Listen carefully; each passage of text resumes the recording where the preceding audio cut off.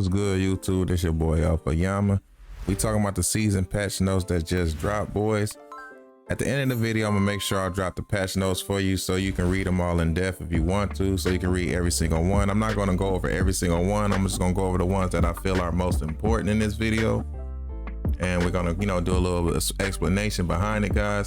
So like I said, towards the end of the video, I will drop all the patch notes for you guys so you guys can go ahead and just read the ones, that you feel like is most important to you guys.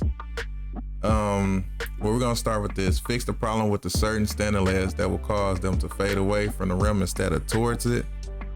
I really didn't have that, problem because, I play big man, not really doing a lot of fades. So for my shooters, that should help you guys a whole lot. An issue where the user can momentarily lose control while defensive shading. That's something they addressed the issue of. A dream shake badge will now lessen the penalty when chaining multiple fakes together. Now I really don't do a bunch of fakes after I dream shake. I kind of just do like one, usually get the stun, and it's pretty simple. But my guys who like to do multiple, pump fake, pump fake, pump fake, it should help you guys. Certain post animates that were not playing as intended have now been properly enabled. Now this one I have C because sometimes when I used to do the drop step, and I know I did the drop step right, and he would not go into the animation, it's kind of frustrating because I'm like, am I doing it right? I'm over here wondering why my dude just pumps fakes in the post. So I'm glad that they fixed that one. Shot fakes that could force the player to go out of bounds unintentionally will no longer do so. Yeah, that's another one I've seen where I used to do mainly from the drop step, and I'm close to the out of bounds. I pump fake, and all of a sudden I just go straight out of bounds. CPU players no longer use layup time as they are unrealistically proficient with it. Now this one, guys, I hate it. I used to hate when guys quit out the game and it'd be a CPU, and I know I timed the shot perfectly, and the CPU for some reason still gets a perfect. It'd be like 56 contested, and they still get it perfect, and I'd be like, no, this ain't real. So I'm glad they fixed that. The free throw difficulty slider will now function correctly. Now that I don't understand because I know my free throw really well. So at the end of the day, I don't know how much that will fix the game, but I guess, for the people who's going through that should help you guys. Now this one is a good one. Air balls will no longer occur when shot timing is slightly early, slightly late, or better. I used to always think that, guys, like, why is it slightly early? Why is it slightly late? Airballing, that should at least hit the rim, even if it just tipped the rim. That should not be an air ball, and I hated that fact because when I seen slightly early, naturally in your head you think it's going to hit the rim, especially as a rebounder, and then the air balls, it kind of throws you off. Shot timing would now work correctly for hook shots when playing online games. Now this one for my hook players, I'm not really the hook shot type of guy, but I will take them every now and then. But I have, defended it, and I've seen some guys, they'll throw up a good hook shot, time it perfectly, and it'll still be off. So, for my guys who like the hook shots, this is perfectly for you. Now this one is next one I'm about to say is kind of tricky, guys.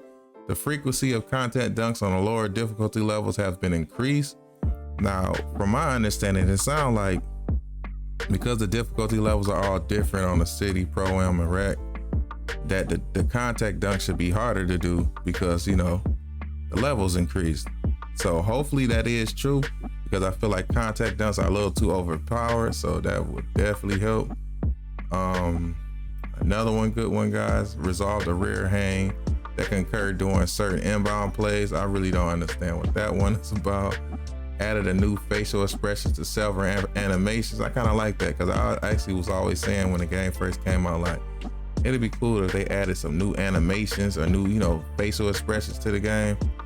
So I actually really do like that one though, guys. The core of my player progression speed has been slightly increased. This one I'm super happy about because I'm not gonna lie, coring some of these badges does take a while. And as you guys know, I make a lot of builds, so coring all these badges be taking forever. Feel like you just in the lab just non-stop just to get 5% of a badge. So this one I'm really happy about. Fix the issue that was preventing certain tier 3 badges from being cored. Now I remember when it first did the first patch, probably about a couple weeks ago, that was a huge problem. I thought they kind of fixed that one, but I guess some people must have still been having that problem with it, guys. Another thing, steals are OP. they're still OP. They're not doing nothing to the steal. So all you locks, that was a word that they was gonna take the steals away. No, they still got the steals, guys. So you ain't gotta worry about that one. But mainly that's from what I'm reading, that's really it, guys. I feel like everything else is just some minor little fixes to the game, nothing too crazy, more so like Quest or My Team. But like I said, guys, I'm gonna drop the patch notes at the end of this video so you can go over it more in depth. And if you see something that you feel that fits you for your game, perfect. But I went over the ones that I feel that was most important today, guys. And that's really it. I'm out.